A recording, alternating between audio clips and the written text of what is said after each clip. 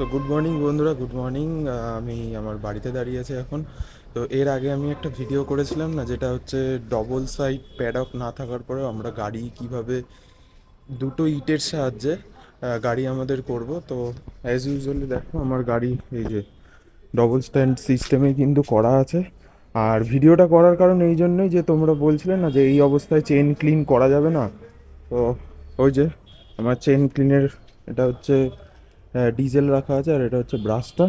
আর জল দিয়ে এই একটা সাদা কাপড় দিয়ে তোমাদেরকে একবার দেখিয়ে দিই কাছ থেকে যে চেনটা কীরকম ক্লিন হয়েছে। ভিডিওটা করার কারণ এই জন্যই যে যখন একটা পদ্ধতি বেরোয় সেই জিনিসটা আগে অ্যাপ্লাই করে দেখতে হয়। তো অনেকে নেগেটিভ কমেন্ট আমাকে জানিয়েছিল যে গাড়ি পড়ে যাবে। তো দেখো, তোমরা যদি ইউজ করে দেখতে তাহলে হয়তো এই কমেন্টটা করতে না।